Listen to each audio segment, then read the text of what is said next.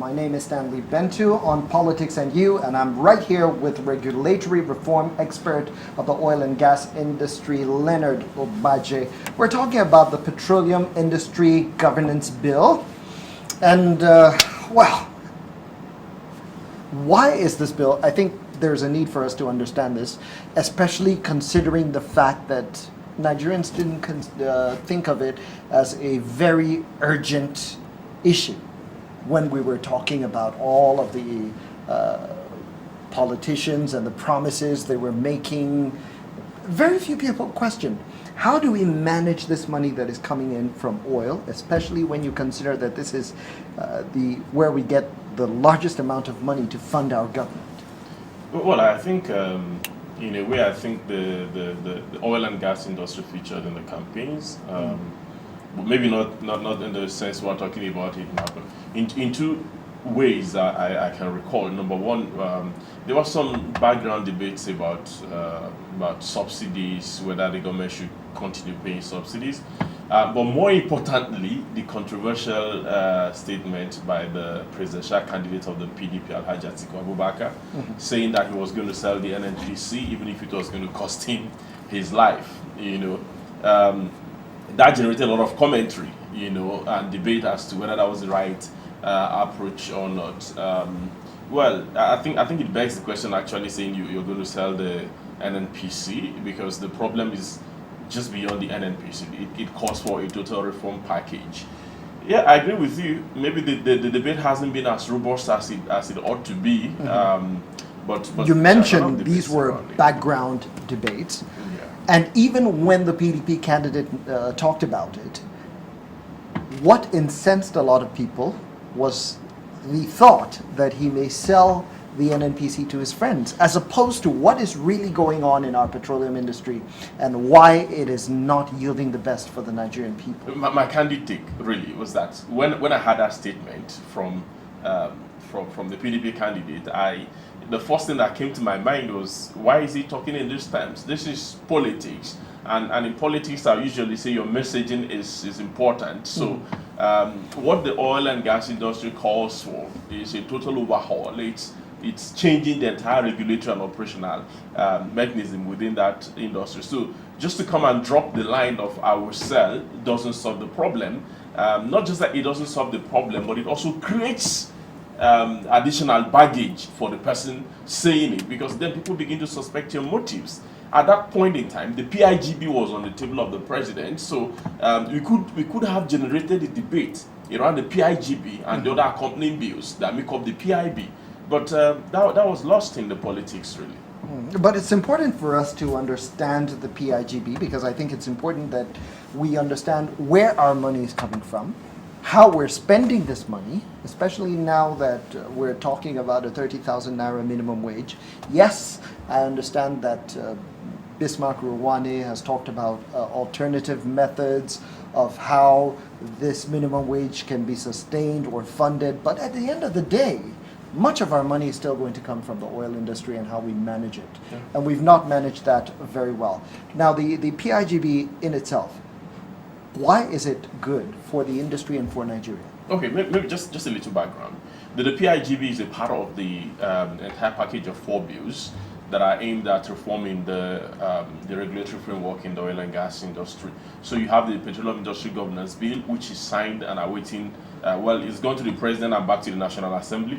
You have the Petroleum Industry Administration Bill, which basically sets the market rules. The PIGB, that's the governance bill, sets the institutional framework.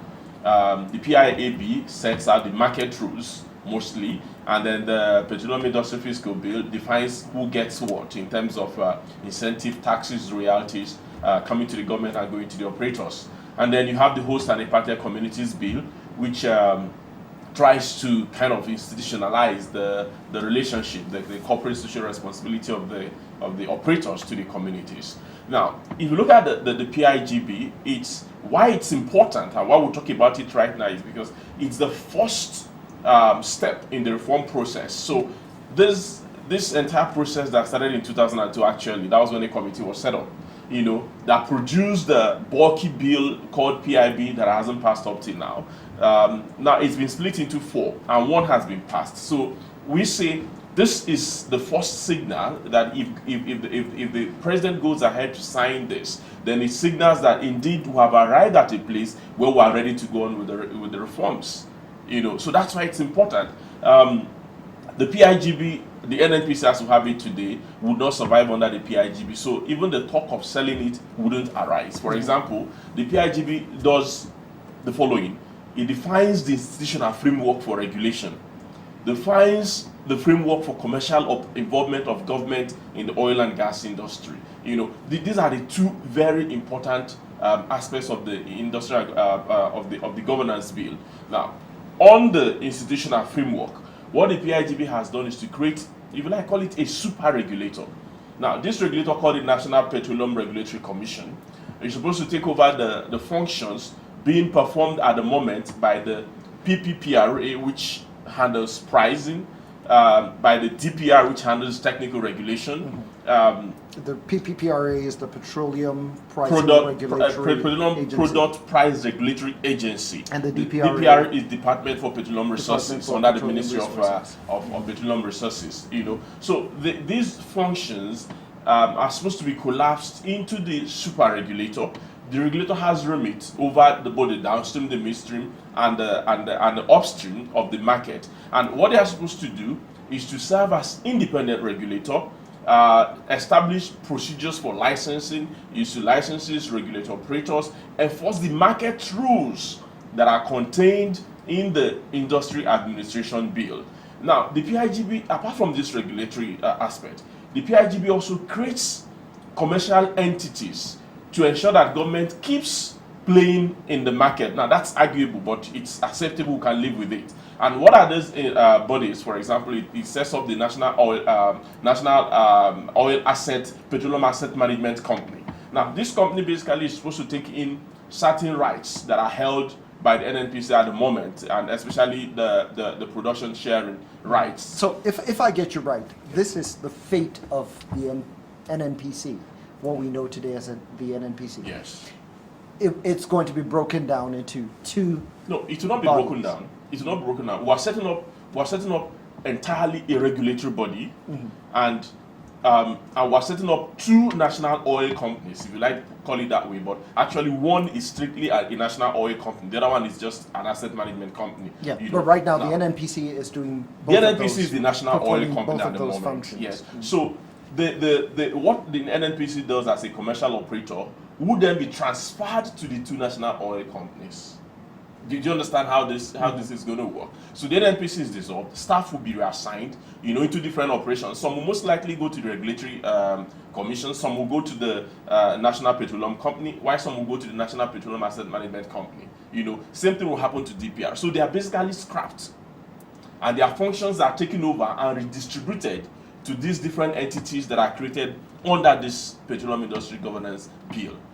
And then the issues of outstanding liabilities, legacy debts, and pensions, and all those, for the existing staff, will then be transferred to another entity, called the National the Petroleum Liability Management Company. And of course, because the nature of these legacy debts, they are time bound, so this is a time-bound entity also that then winds down after it has liquidated all the liabilities that are in existence.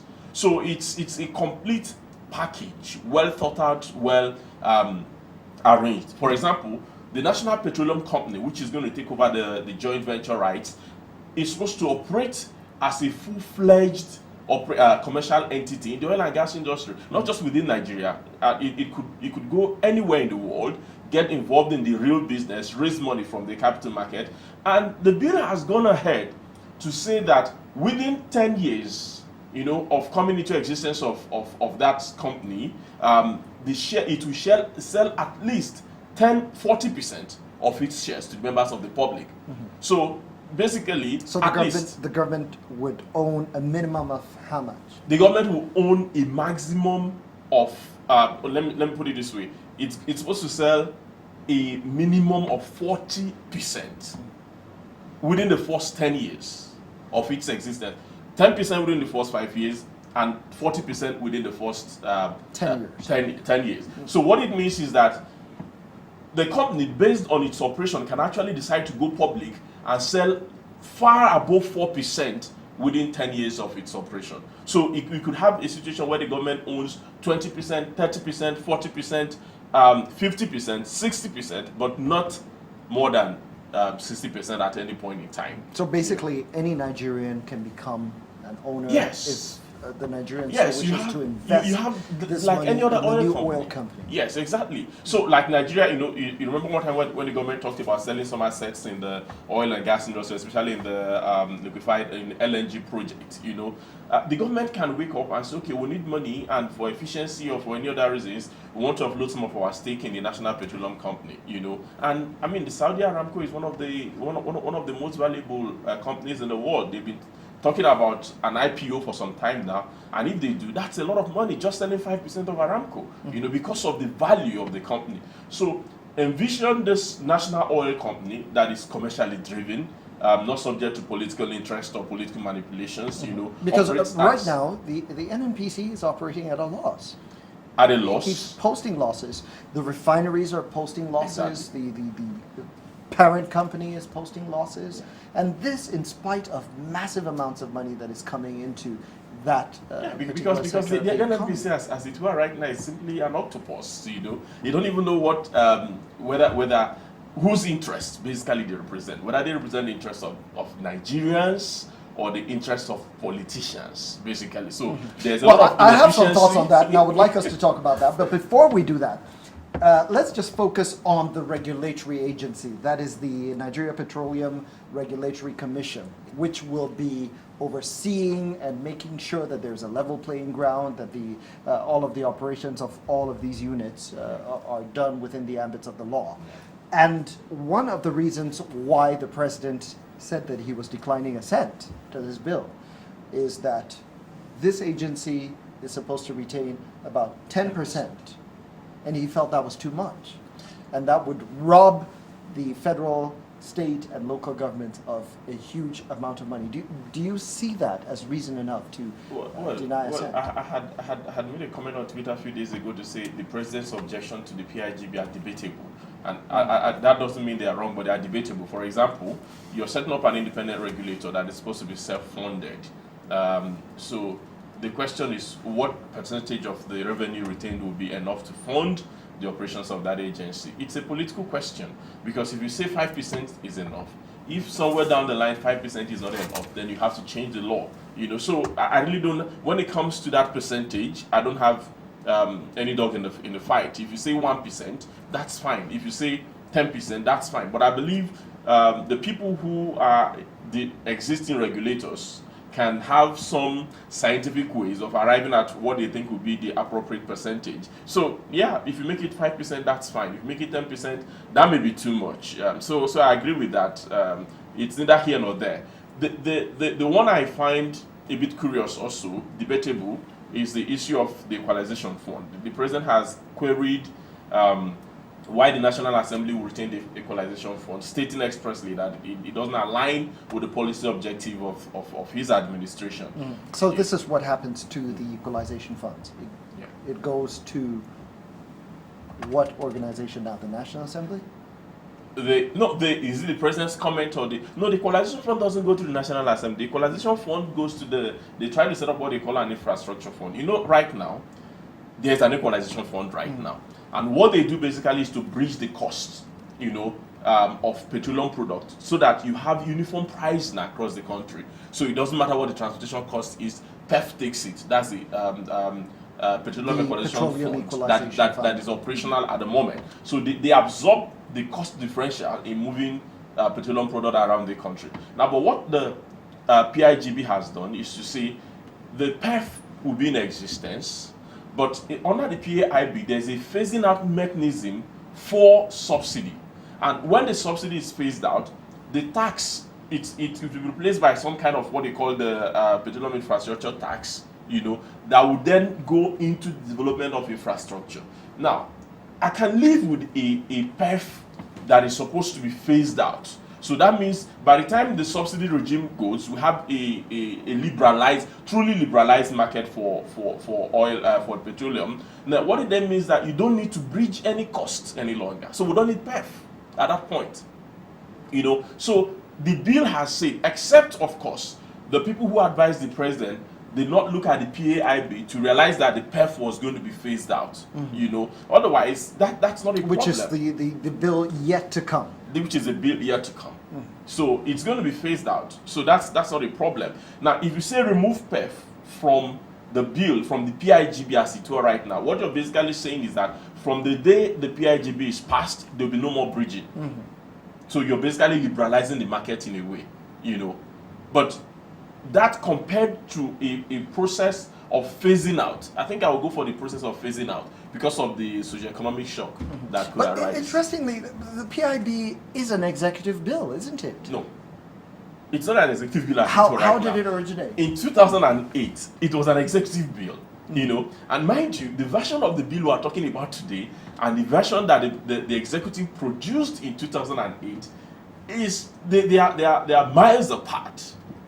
You get it? So it started as an executive bill, went to National Assembly, a lot of issues, and then even the executive bill then had different versions as at 2011. Multiple versions of it.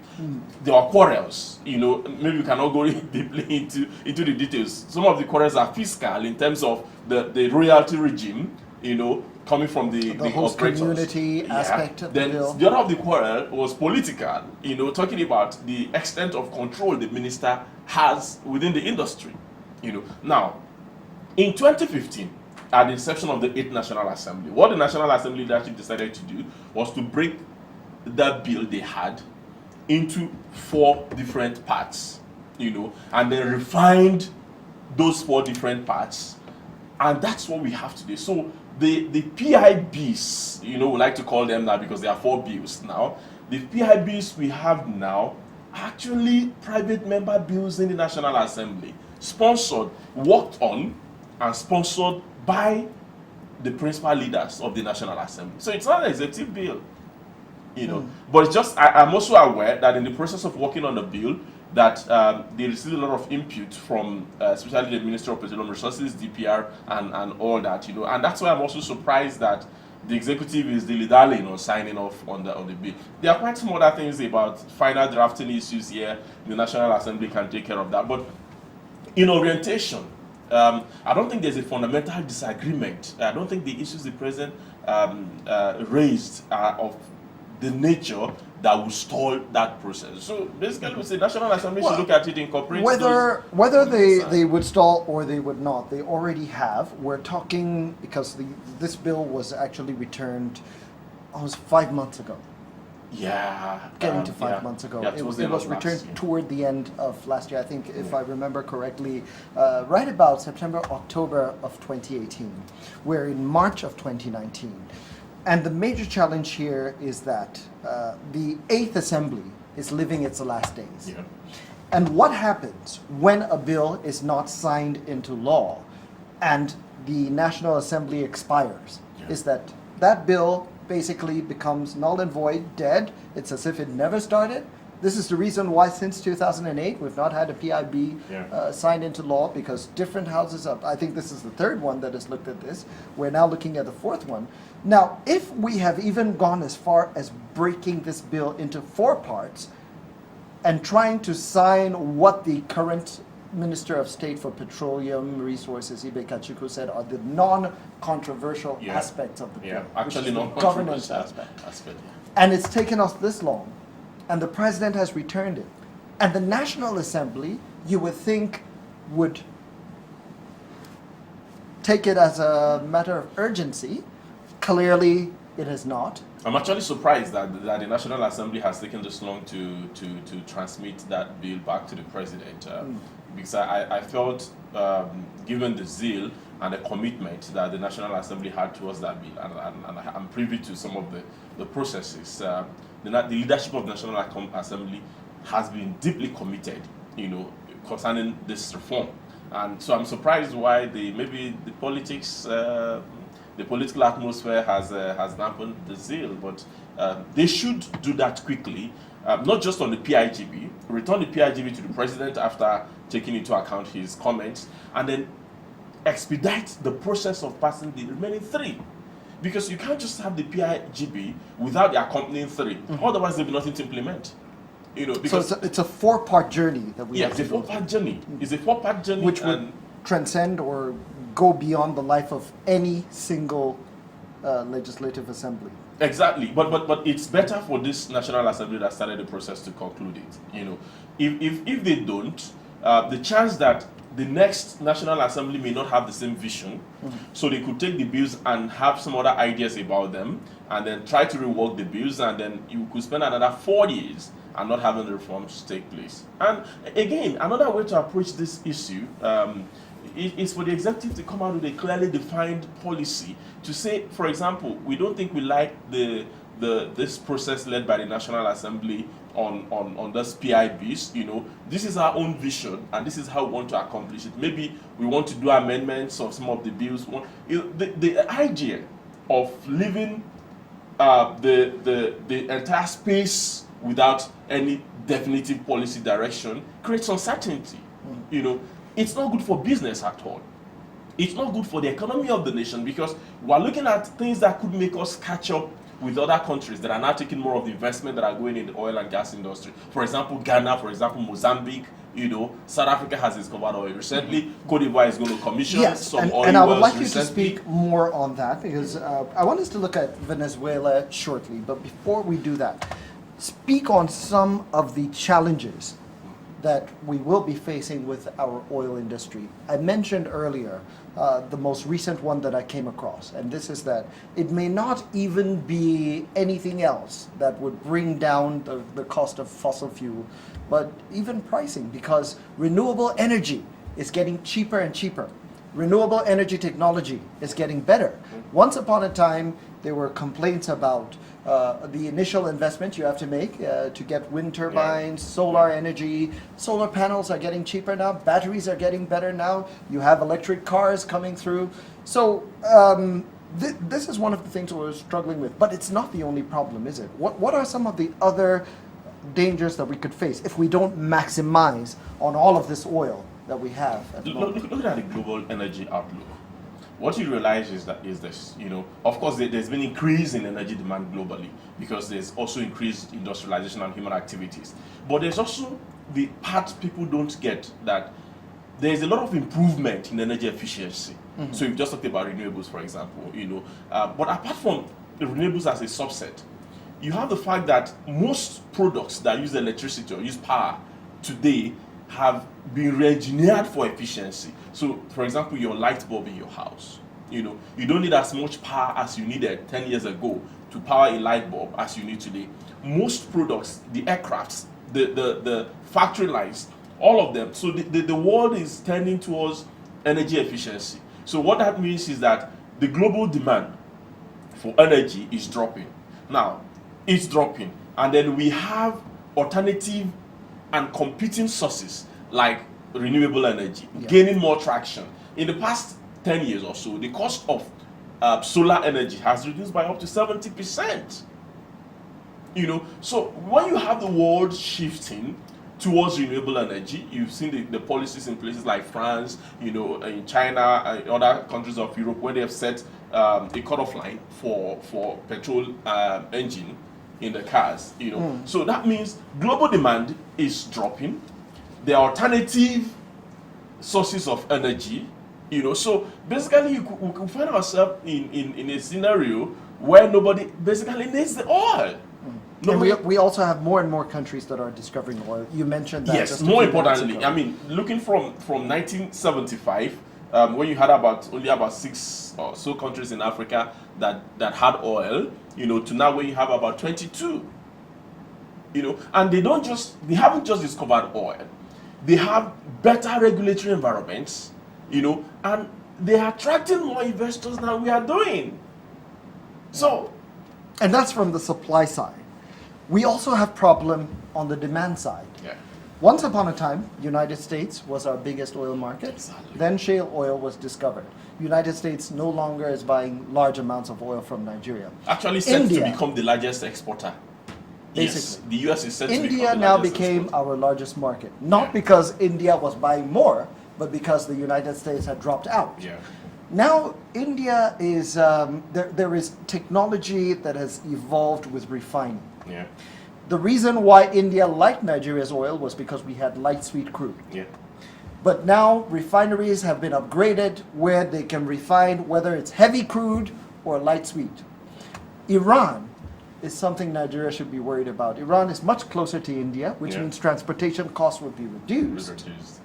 And if they can refine Iran's heavy crude oil very easily, why would they have to order all of this oil from across the globe all the way in Nigeria? And this is probably why we have so much oil that is being reduced.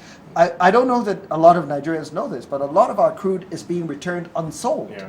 Sometimes we take Is- a long is time that to not get correct? buyers for our crude.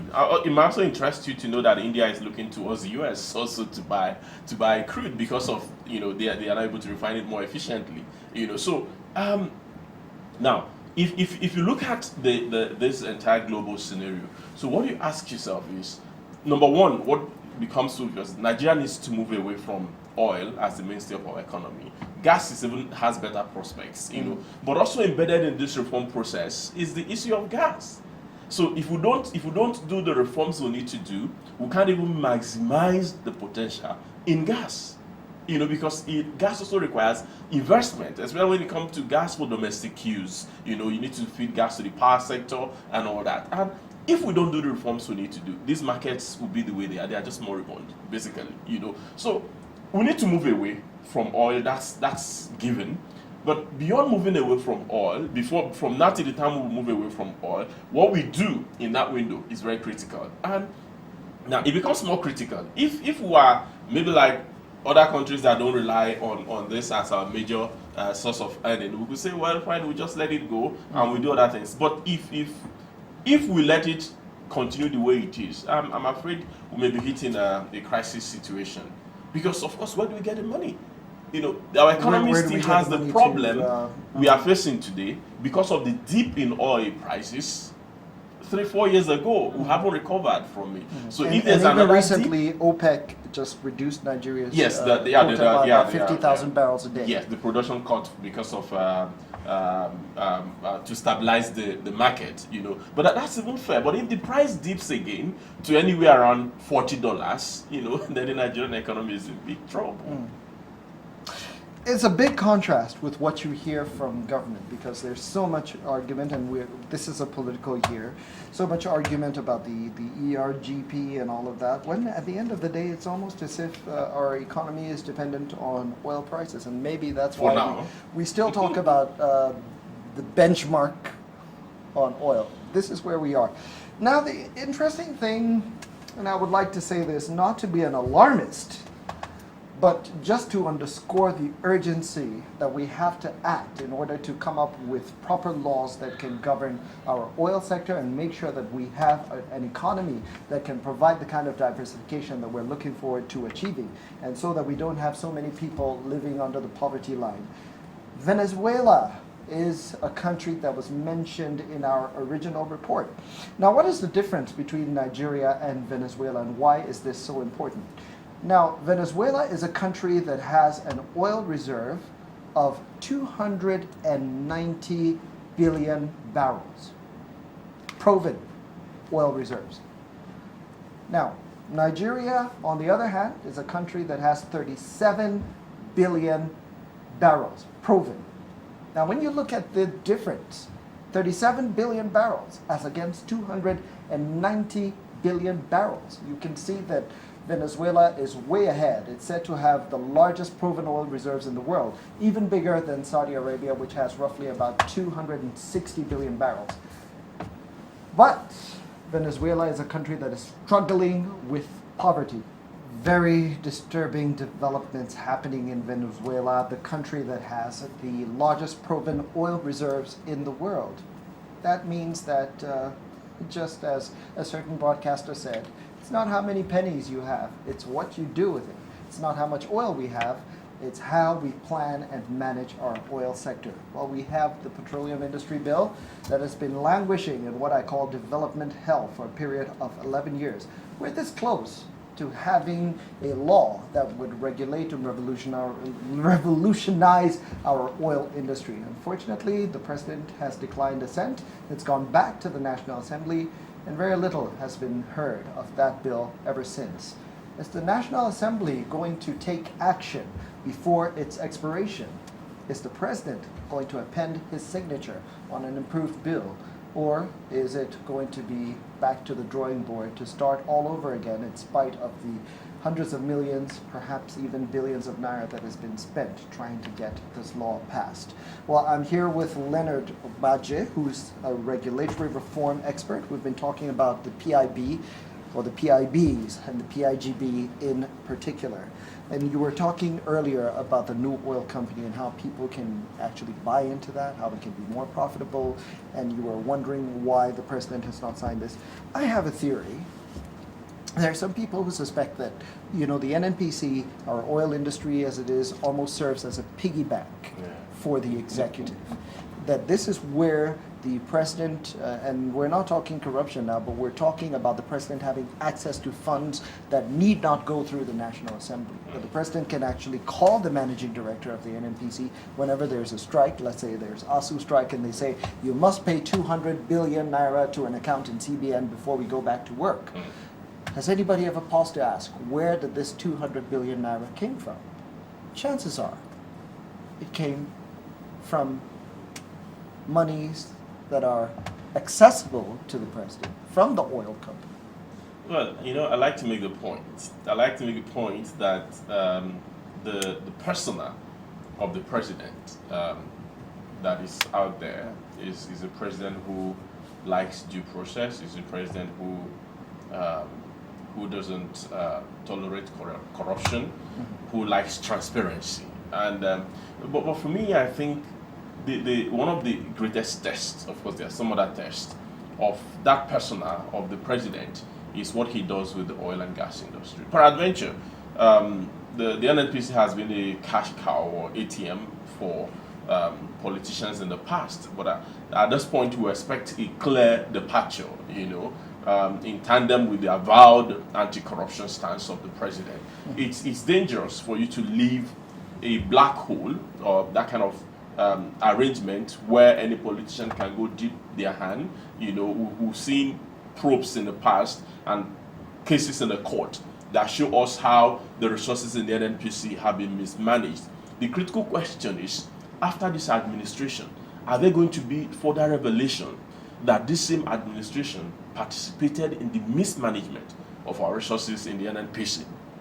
So that's why I say basically the way to curb it is to remove that possibility of abuse. And the way to do that is to pass the reform bills, reform the system, enthrone transparency in the management of the resources. For example, the things like the money paid for subsidy, people say unbudgeted for. Of course it's unbudgeted for, so it's illegal to that extent, But then it's coming from NNPC's trading account, basically. So the money doesn't belong to the federal government, the money belongs to the entire federation, including the state and local governments. So for you to ensure that accountability and transparency is enthroned, you have to remove those kind of possibilities. Anything that makes it possible for people to have access to national resources, without recourse to the democratic system, is not transparent. So I think this is really a moral burden on the president, to move and ensure that transparency is institutionalized in the NNPC. The NNPC got a mention for being transparent from, I think that's 80, the international body of the Extractive Industries Transparency Initiative. But I would call that ad hoc transparency, because it's not underpinned by strict regulations, for example, or reforms that we're looking at.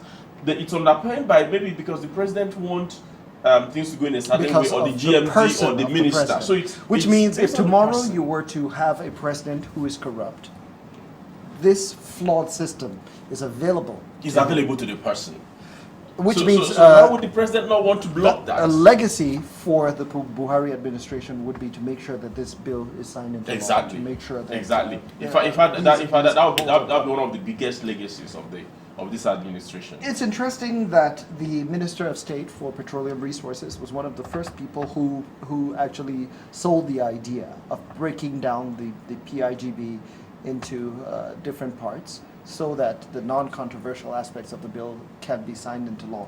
And he made a point during his ministerial screening about how much we're losing having announced that we would have a PIB and not taking action on it. Minister of State for Petroleum Resources, Ibe Kachiku, then ministerial nominee, talking about how much Nigeria loses by announcing the PIB and not going forward and delivering on it. Are we still losing this amount of money? Over $1 trillion naira, I think 1.3 trillion is what he was talking about. Yeah, basically the losses, you can group the losses into different aspects. For example, there are the losses that are as a result of lack of new investments in the market. So, for example, some people want to invest, some of the companies want to expand their production. They cannot make that investment decision. Others want to invest in gas infrastructure, for example, especially gas to power. They can't make that investment decision because the regulatory environment is uncertain. So we are losing investment, and when you lose new investment, it also means you're losing the possibility of increasing your production or expanding your production or even maintaining your level of production at the moment. So yes, losses as a result of lack of investment, of new investments in the industry. But also importantly, losses as a result of the inefficiency in the operational, let me put it this way, in government's involvement, and this includes an NPC, for example. So there is an efficiency, losses arising from the refineries. There are losses arising from the importation, for example, of crude oil, of refined product, and then selling at less than market price, and that's another class of loss. There's also the class of loss in the sense of the royalties that are due to government from the commercial operations today. For example, in the area of production sharing contract, that has made a lot of news recently. In fact, recently it's still on the news today. The Nigeria ought to have reviewed the royalty arising from the production sharing contract when the price of oil hits above $20 in the international market, and that was about 2002 or thereabout. I can't remember. Having not reviewed that, we are looking at a bill of about a loss of about $20 billion from then up to this moment.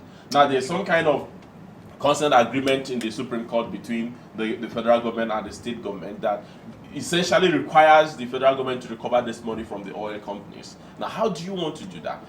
I mean, the law said that at this particular, if this thing happens, the government would review their earning. The government did not review the earning. So I don't know. Legally speaking, it's a bit difficult to crack whether the government can then go back, do this review retroactively, and then claim the backlog of the money. So these are different kind of losses you have accruing as a result of failure to do the necessary reforms. So, just as we round up this discussion, where do we go from here? What do you recommend needs to happen before the first week of June? Basically, what I would say, the National Assembly should expedite action on the PIGB, for example, and send it ahead, and then also try as much as possible to pass the other 3 remaining bills. And from my knowledge of the extent to where these bills are, the remaining 3 bills, I think it's something that could be done in a week. Because a lot of technical work has gone into those bills, and basically they are ready to be adopted, in a final reading and adopted. So they should do that as quickly as possible and move it. I don't even want to contemplate a situation where these reforms will start afresh, when the next National Assembly comes in. So we should conclude that process. And once they do that and move it to the desk of the president, then it will then be left for the president to decide what to do with those bills.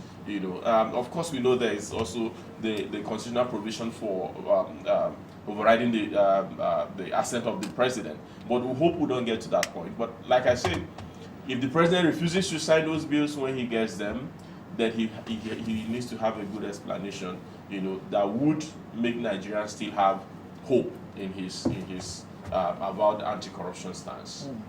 Thank you very much, Leonard Ugbajah, regulatory reform expert. It's been such a pleasure speaking with you. Same here. Thank you. And that has been Politics and You this evening. Quite a number of lessons that we have learned now. President Muhammadu Buhari has branded himself as a president that is very much against corrupt practices. What better place to start or to end corruption in the Federal Republic of Nigeria than in the oil sector, which is, or described as many, as the goose that lays the golden egg. Well, we'll wait to see how these events turn out, especially as we count down the final days of the 8th Assembly. My name is Stanley Bentu. Have a lovely evening. Thank you. Bye-bye.